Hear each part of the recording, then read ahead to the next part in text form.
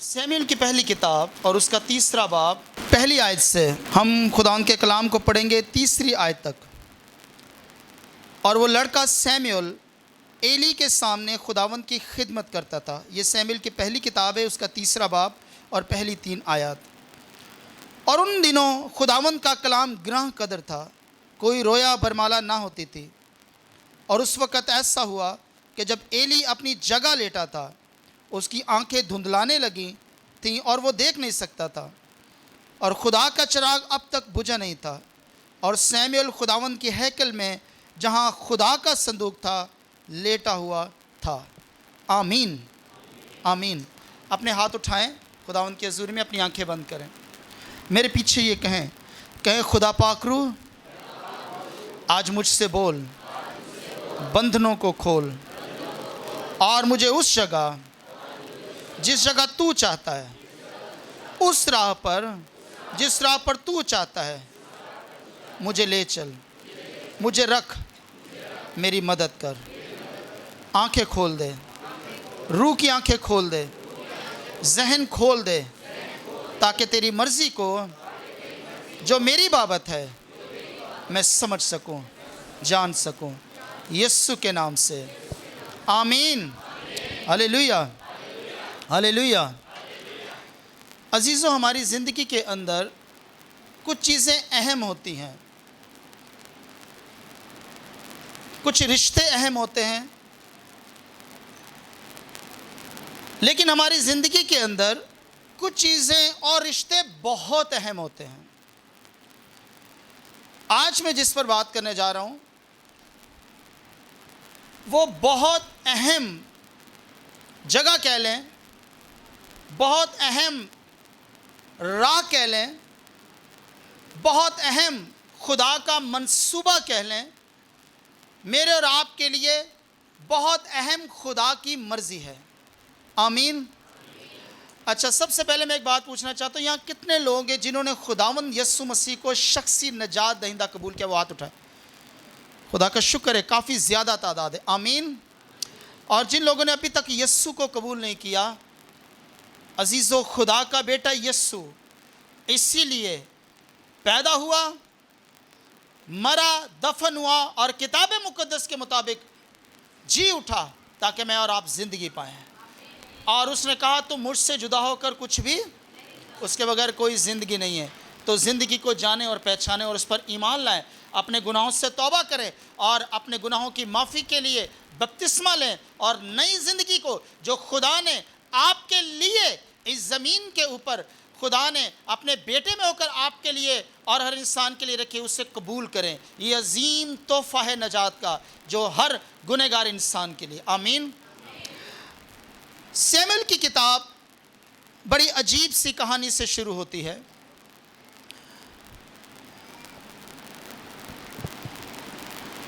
और बाइबल तीसरे बाब के अंदर मुसन्निफ 2 लोग शख्सियात के बारे में जिक्र करता है। एक का नाम एली है और एक का नाम सैमुएल है। एली उस दौर में सरदार काहिन था, 80 से ज़्यादा इसकी उम्र थी, 80 साल से तकरीबन। और सैमुएल उस वक़्त लड़कपन की उम्र में था, ये टीन एज में था, 13 से 16 साल की उम्र के, 14, 15, 16 साल की उम्र के हिस्से में ये था। और बाइबल बताती है उन दिनों खुदावंद का कलाम ग्रह कदर था, कोई रोया बरमाला ना होती थी। मैं ख़ास कुछ अल्फाज हैं उन पर आज बात करूंगा, और वो ये हैं, दूसरी आयत का एली अपनी जगह लेटा था, और तीसरी आयत का सैमुएल कहाँ लेटा था? खुदा, जहाँ खुदा का संदूक था वहाँ लेटा हुआ था। और आज मैं इन दोनों चीज़ों के ऊपर थोड़ी सी बात करूंगा।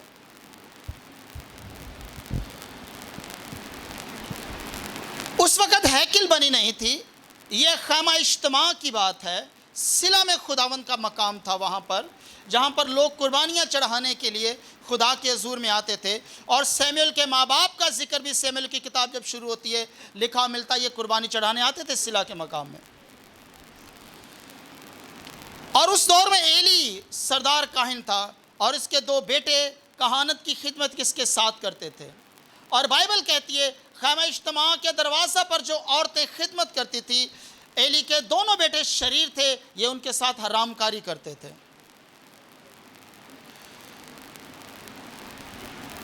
और मैं बहुत हैरान हूँ, रुल्कुस ने अल्फाज क्या लिखवाए हैं। लिखा है उस वक्त जब खुदा का कलाम ग्रहण करता था, एली कहाँ लेटा हुआ है? बाइबल क्या बताती है? अपनी जगह। कहाँ लेटा है? अपनी जगह। ये अल्फाज याद रखने हैं। लेकिन सैमुअल कहाँ लेटा है? जहाँ खुदा का संदूक है। अब खुदा का जो संदूक है ये खुदा की हजूरी को जाहिर करता है, और जहाँ खुदा का संदूक होता था या आ जाता था वहाँ पर खुदा की हजूरी होती थी और आ जाती थी। अगर आप सैमुअल का नसबनामा पढ़ें तो ये कहानत के खानदान से नहीं था, लावियों के खानदान से नहीं था, ये इफ्राइम के कबीला से था।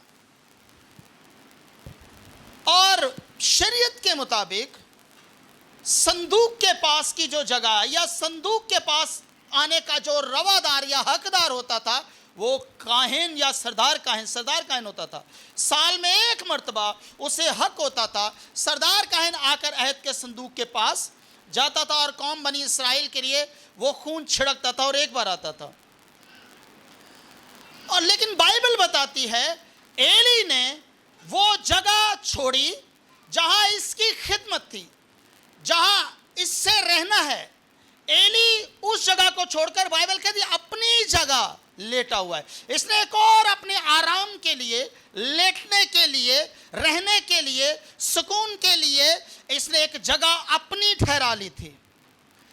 लेकिन सैमुअल ने कोई जगह अपनी नहीं ठहराई। सैमुअल उस जगह लेटा है जहां खुदा की हजूरी है। मैं और आप ध्यान से मेरी बातें सुनिएगा। खुदा ने जब दुनिया बनाई तो खुदा बनीनो इंसान को, आदम और हवा को कहीं भी रख सकता था, लेकिन बाइबल बताती है खुदा ने इंसान को बनाने के खुदा ने क्या किया? एक बाग लगाया। और अदन का एक मतलब है हजूरी की जगह, खुदा की हजूरी की जगह। खुदा जमीन पर कहीं भी इंसान को रख सकता था, लेकिन खुदा ने उसे अपनी हजूरी की जगह में रखा। कलाम कहता है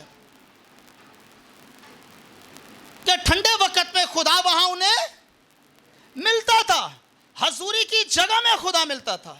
जहां अहद का संदूक होता था, इसके ऊपर जो ढक्कन या सरपोश या कफारगा जिसे कहा जाता है, यहां से खुदा बनी इस्राएल से बात किया करता था, यहां से खुदा बोलता था।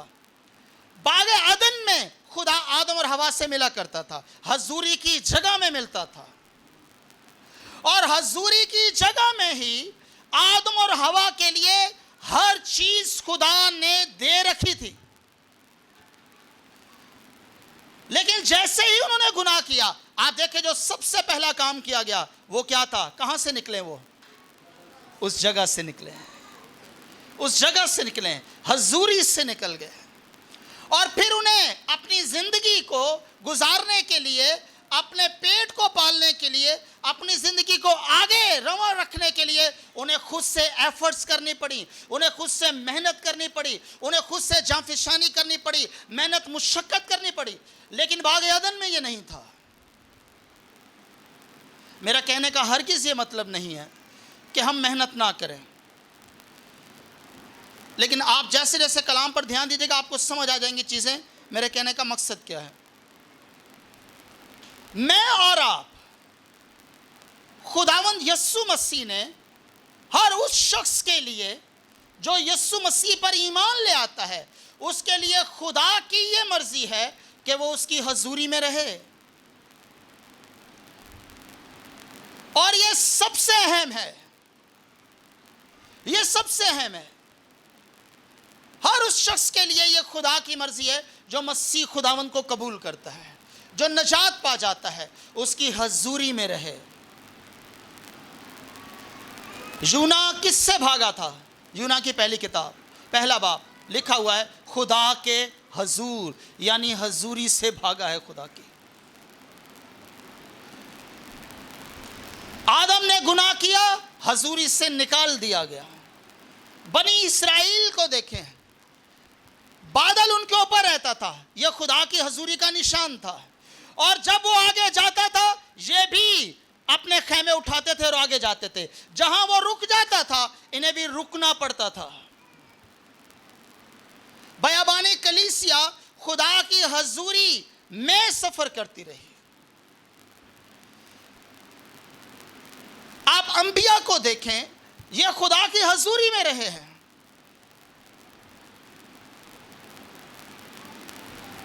आए अब देखें यीशु मसीह में खुदा ने मेरे और आपके लिए क्या मंसूबा बनाया, ठहराया, रखा।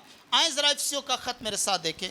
हम चंद हवाला जात देखेंगे बाइबल में से, फिर हम इस पर वापस आएंगे। नए अहदनामे की रोशनी में हम कुछ चीज़ें देखते हैं। इफ्सिस का खत और उसका पहला बाब,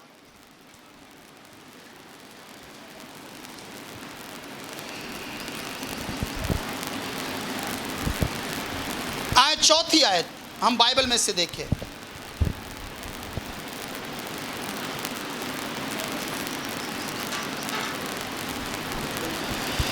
चुनाचे उसने हमको बनाए आलम से पेशतर, कहां से? यानी दुनिया बनाने से पहले बनाए आलम से पेशतर उसमें चुन लिया।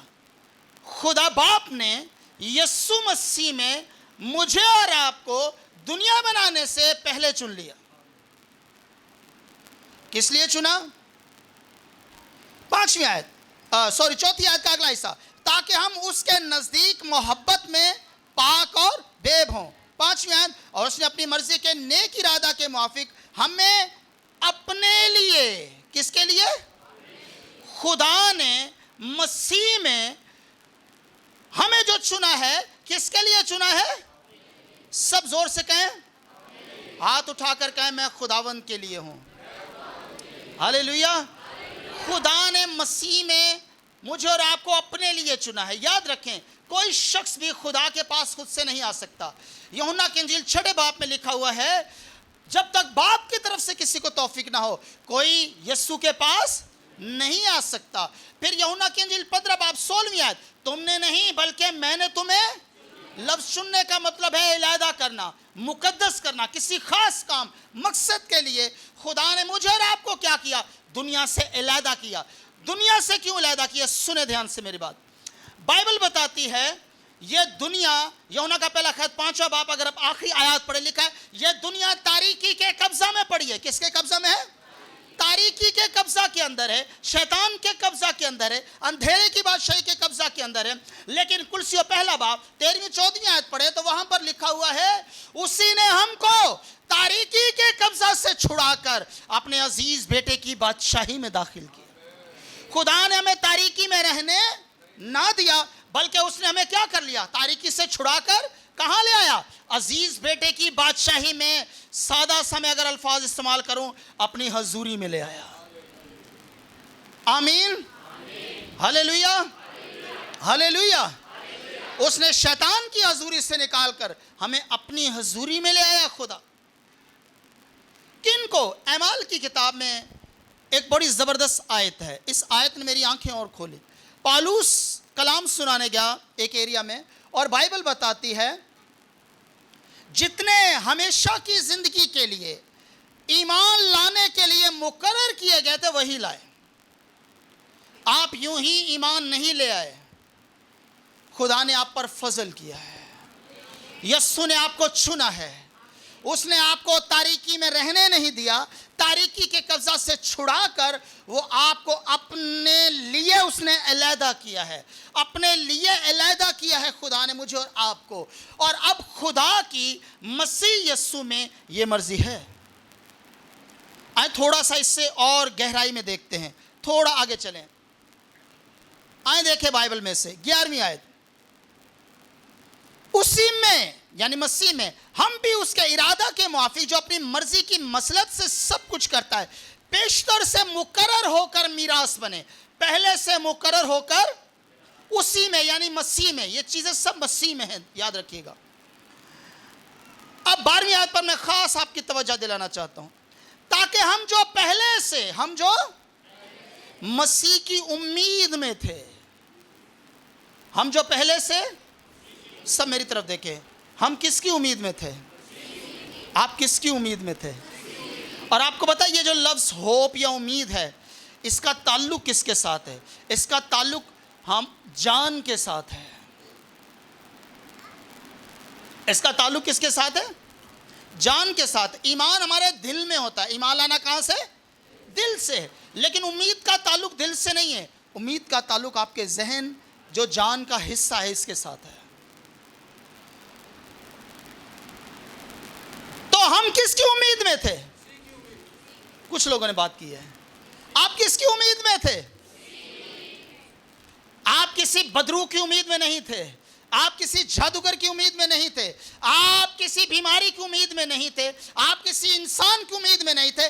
बनाए आलम से पेशतर खुदा बाप ने मसीह यस्सु में मेरे और आपके लिए जो आप ईमान ले आए हैं, यह मंसूबा बनाया, ठहरा लिया था, और मैं और आप बनाए आलम से पेशतर उसके जहन में थे, उसकी सोचों में थे, उसके ख्यालों में थे, उसकी सोल के अंदर थे, हम जान के अंदर थे। मैं और आप कितने अहम हैं। हालेलुया। खुद तरसी का शिकार मत हुआ करें। जो सेल्फ पिटी की स्पिरिट है ना, ये बड़ी गंदी है। अपने ऊपर तरस मत खाया करें। आप अगर मसीह में हैं तो आप बाप के बेटे और बेटियां हैं।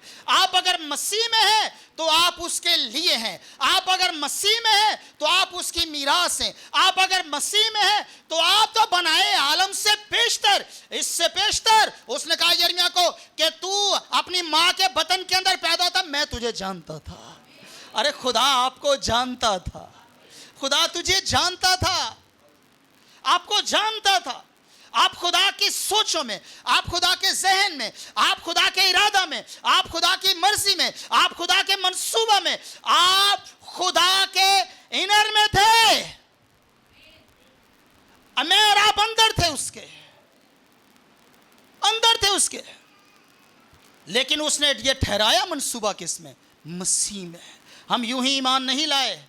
ये तौबा करना, बपतिस्मा लेना, ये कोई मामूली बातें नहीं हैं। ये खुदा के कलाम के मुताबिक आपको और मुझे तौफीक दी गई, फजल किया गया, चुना गया, अलहदा किया गया, तारीकी के कब्जा से छुड़ाया गया है। और इसके लिए खुदा के बेटे को इंसान बनना पड़ा, खुदा के बेटे को मरना पड़ा, दफन होना पड़ा, जिंदा होना पड़ा, आसमान पर जाना पड़ा, फिर मुझे और आपको ये नई जिंदगी मिली है। ये मामूली नहीं है, इसे कभी मामूली ना समझें। आप और मैं मामूली थे, लेकिन अब हम गैर मामूली हो गए हैं। ऑर्डिनरी थे, एक्स्ट्रा ऑर्डिनरी हो गए हैं। आमीन, हालेलुया। और ये मसीह में हुआ है। आमीन। लेकिन देखें, ताकि हम जो पहले से मसीह की उम्मीद में थे, उसके जलाल की सिताइश का बायस हो। आमीन। उसके जलाल की सिताइश का बायस हो। ईमानदारों, आप इसलिए नहीं चुने गए, मैं और आप इसलिए नहीं चुने गए, बुलाए इसलिए नहीं गए कि हम इस जहान की हम शक्ल हो जाएं। जहां से खुदा ने हमें निकाला है, हम वापस उसी दुनिया में गर्क हो जाएं। यह खुदा का मंसूबा नहीं है। यह शैतान का जरूर है मेरे और आपके लिए। लेकिन आए अंजील की सच्चाई से वाकिफ होकर, सच्चाई तुम्हें क्या करेगी? जान ले, खुदा ने हमें अपने लिए अलहदा किया है। आमीन। एक और आयत में चाहता हूं आप और मैं देखें। मरकस की अंजील खोले मेरे साथ, और उसका 3 बाब,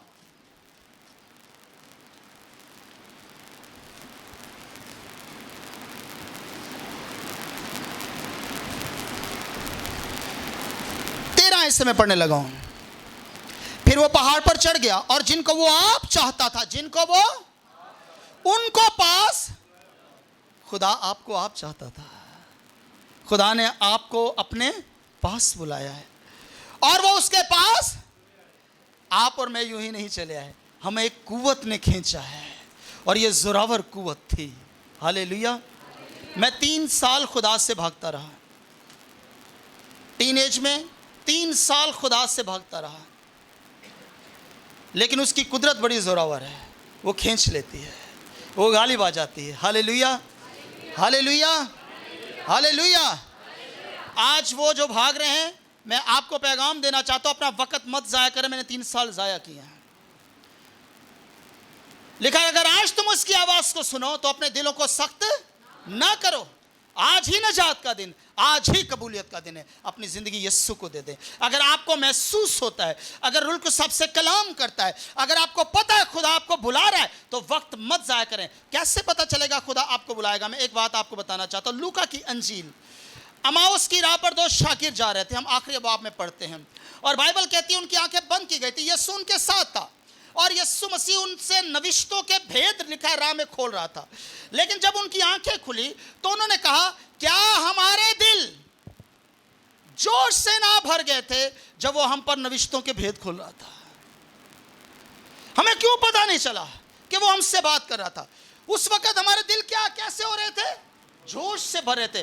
जब आप कलाम सुनते हैं, जब आप कलाम पढ़ते हैं, जब आप दुआ करते हैं, जब आप चर्च में आते हैं उसकी हजूरी में, तो अगर आपके दिल जोश से भर जाते हैं, आपको ऐसा लगता है ये कलाम मेरे लिए था, मेरे लिए, मुझे इस कलाम ने छुआ है, इस कलाम ने मेरी जिंदगी पर असर किया है, तो मत मत मत टाइम जाया करें। अपनी जिंदगी खुदा को दे दे, वो आपको बुला रहा है। आपके दिल इसलिए वो गर्माता है रूह की उसकी कुदरत से। आमीन, आमीन, हालेलुया। तो वो उसके पास चले आए और उसने उन 12 को मुकर्रर किया। अब किस लिए मुकर्रर किया? ताकि उसके साथ रहें। ताकि क्या करें?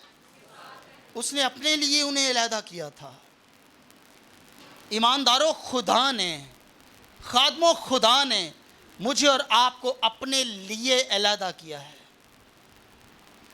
क्यों अलहदा किया है?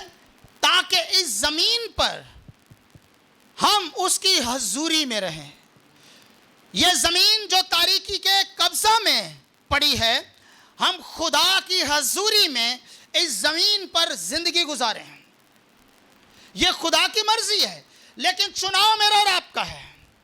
याद रखिएगा। वापस आ जाए सैमुएल की पहली किताब पर। देखें, एली अपनी जगह लेटा है और सैमुएल वहां लेटा है जहां खुदा की हजूरी है। यह चुनाव हमारा है। ऐ ईमानदारों, चुनाव आपका है। आपको हर रोज फैसला लेना है कि मैं खुदा की हजूरी में रहूंगा या मैं अपनी जगह रहूंगा। जो जगह आपने खुद ठहराई, अपनी जगह से मेरी मुराद है अपनी मर्जी। सैमुएल की मर्जी नहीं थी खुदा के संदूक की जगह लेटने की। उसकी मां ने यह मन्नत मानी थी कि मुझे बेटा देगा, मैं तुझे दूंगी। सैमुएल के बारे में कोई रिकॉर्ड नहीं हमें मिलता कि सैमुएल ने भी मन्नत मानी, खुदा मेरी मां ने मानी है, मैं भी आज से तेरा हूं। लेकिन मैं सैमुएल की जिंदगी से बड़ा हैरान हूं। यह बड़ा कमिटेड था। इसने वो जगह नहीं छोड़ी जिसके लिए यह अलहदा किया गया। Hallelujah, hallelujah. खुदा की हजूरी ना छोड़ें जिसके लिए खुदा ने आपको और मुझे अलहदा किया है। यहीं से सब कुछ जारी होता है। यहीं से बरकत, यहीं से मस्सा, यहीं से जलाल, यहीं से कुदरत, यहीं से मौजज़ात, यहीं से तब्दीली जारी होती है। और अफसोस की बात यह है, आज का ईमानदार यही जगह छोड़ देता है। इवन के खादमीन भी ये जगह छोड़ देते हैं। हमें उसने अपने लिए चुना है। ये शायद 43 बाब 7वीं आयत, उसने अपने जलाल के लिए पैदा किया। 21वीं आयत ये शायद 43, अपनी हम्द करने के लिए बनाया। तो खुदा ने हमें अपने लिए चुना, अपने लिए बनाया है, ताकि हम इस जमीन पर जब तक हैं हम उसकी हजूरी में रहें। अब खुदा के संदूक जहां ये लेटा था, उसमें के अंदर कौन कौन सी चीजें थी? ध्यान से सुने। 3 चीजों का जिक्र हमें मिलता है। अहद की तख्तियां थी जिन पर 10 अहकाम लिखे हुए थे, यानी खुदा का कलाम। हारून का फूला फाला अस्सा था जो खिदमत को पेश करता है, खिदमत। और तीसरी चीज थी मन से भरा हुआ मर्तबान, जो खुदा की कुदरत और मौजज़ात को जाहिर करता है। अब सैमुएल ने अपने आप को उस जगह रखा जहां खुदा का कलाम था। आमीन, हालेलुया, हालेलुया। हजूरी में रहने का सादा सा मतलब यह है, अपने आप को कलाम में रखें, फर्माबरदारी की हालत में रहें। आप चाहे जिस जगह भी हैं, लेकिन खुदा के कलाम में रहें। और खुदा के कलाम में रहने का मतलब है खुदा के खौफ में रहें। खुदा का खौफ ही आपको बदी से दूर रखेगा। खुदा के खौफ का ही नतीजा है कि फरिश्ते आपको चारों तरफ से घेर के रखेंगे। खुदा का खौफ ही आपको हिकमत देगा। खुदा का खौफ ही आपकी उम्मीद को बड़ा कर देगा। और बाइबल कहती है खुदा तरसैर होगा, आप रजाए जाएंगे। और ज़बूर 34:9 आयत पढ़े, लिखा है खुदा से डरने वालों को कुछ कमी नहीं होगी, आपके लिए मुहैया भी करेगा खुदा। देखिए, आदम और हवा जब तक हजूरी की जगह में थे, खुदा मुहैया करता था। खुदा वो प्रोटेक्ट थे, महफूज थे। हम हजूरी में महफूज रह सकते हैं। आप कलाम में जब रहेंगे, आप महफूज रहेंगे। फरमाबरदारी की हालत में रहेंगे, आप महफूज रहेंगे। आप जलाल में रहेंगे, आप फरिश्तों की प्रोटेक्शन में रहेंगे। आपके चारों तरफ आग रहेगी, यीशु का खून आपके ऊपर रहेगा। और वो शरीर लिखा है उन्हें छू भी नहीं सकता। किधर दे आजकल दे ईमानदार हैं जिन्होंने आके बदरूआ पसली च हथ मार जांदियां ने। अरे फरिश्तियां नूं चाहिदा तुहानूं पसली च हथ मारना, बदरूआ आके क्यों मार दियां ने? इसका मतलब है आप हजूरी में नहीं हैं, तुसी किसी होर दी हजूरी चो। क्यों शैतान आके आपको तंग करता है? अरे शैतान नूं ते कलीसिया नूं इख्तियार दिता गया तंग करन दा। कलीसिया के पास इख्तियार है, फतह है, और शैतान उनसे परेशान है। आज कलीसिया ईमानदार शैतान से परेशान है। अगर मैं और आप हजूरी में रहेंगे, यकीन जानिएगा इसकी बरकत बहुत बड़ी है। मैं एली और सैमुएल दोनों की जिंदगी से मैं आपको चंद बातें थोड़ी सी बता देता हूं जो रूल कुछ ने मुझे सिखाई हैं। आपको पता है एली के बारे में जिक्र मिलता है कि इसके दोनों बच्चे क्या थे? शरीर थे।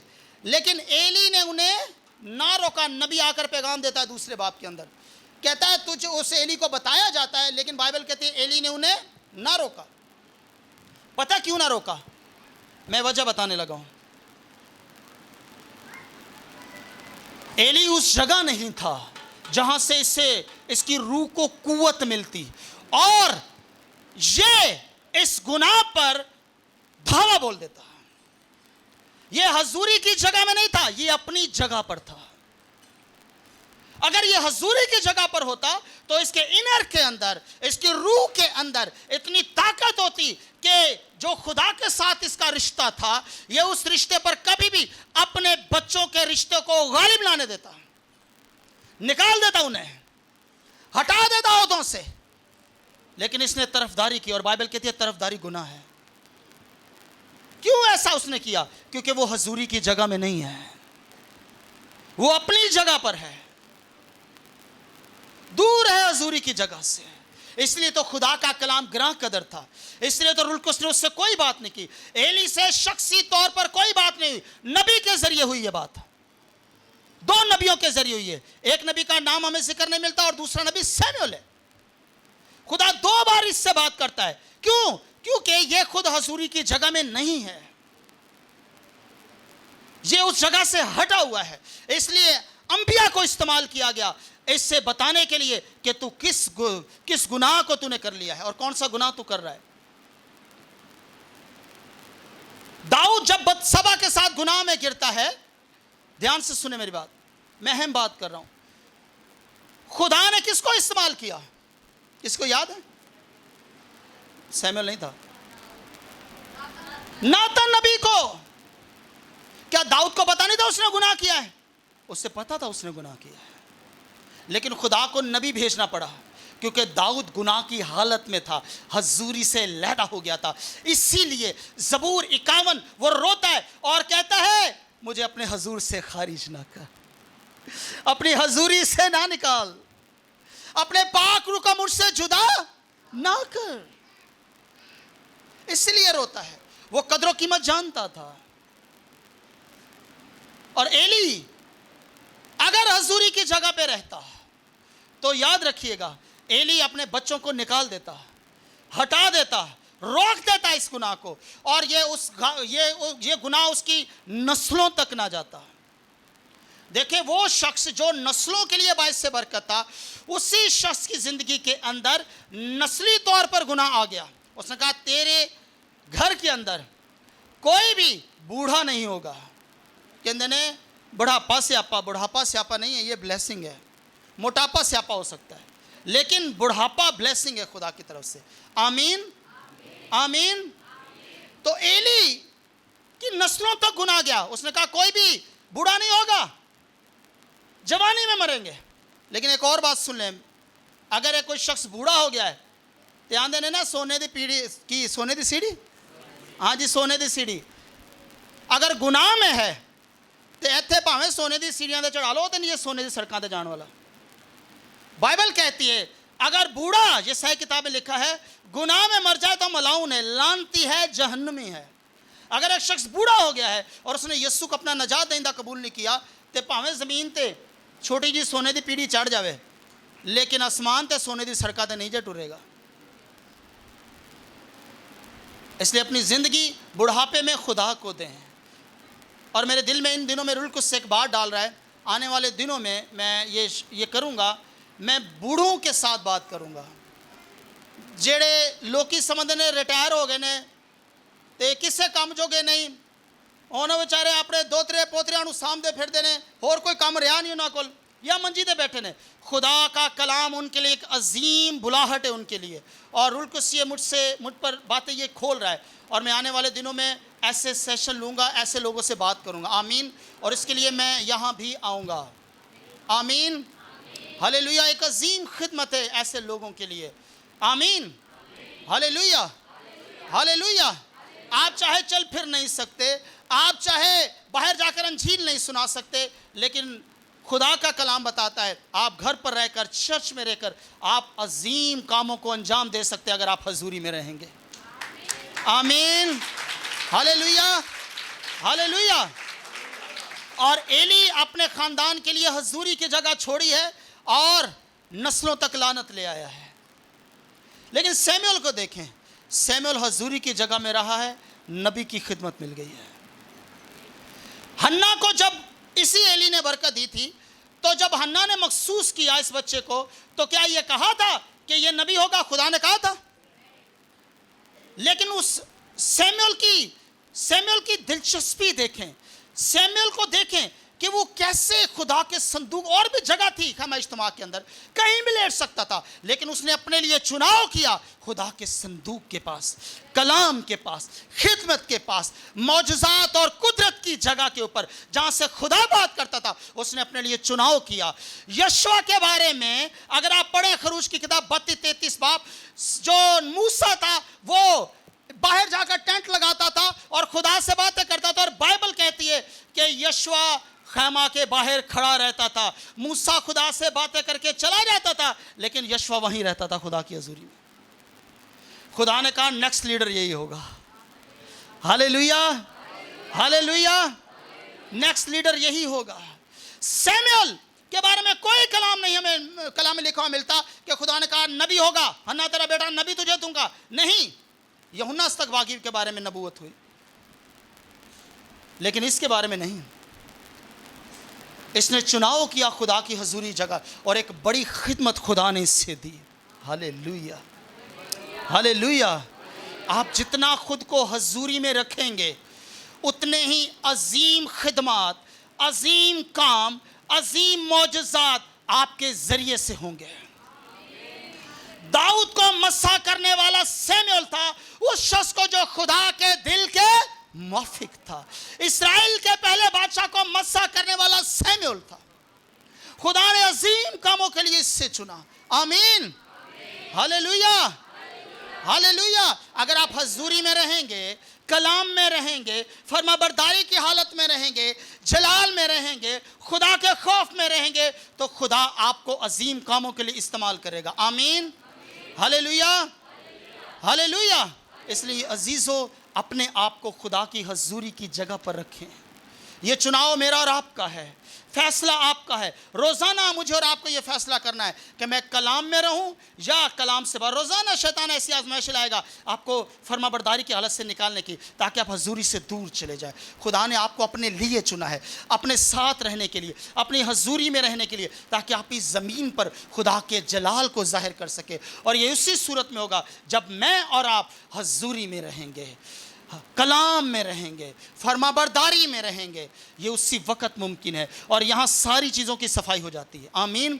खुदा की आग हमें प्योर कर देती है। आमीन, हालेलुया। चुनाव आपका है, फैसला आपका है। यशवा ने कहा, रही मेरी और मेरे घराने की बात, हम तो खुदा की प्रस्तिश करेंगे। अपने घरों में खुदा की हजूरी के मज़बे बनाएं, मियाँ बीवी मज़बा बनाएं, खानदानी मज़बा बनाएं, बच्चों के साथ मिलकर मज़बा बनाएं, जहां आप चंद मिनटों के लिए खुदा के आगे झुका करें। अपने घर में खुदा की हजूरी का माहौल बनाएं। अगर खुदा की हजूरी आपके घर में होगी तो दूसरी बाकी हजूरियां जाती रहेंगी।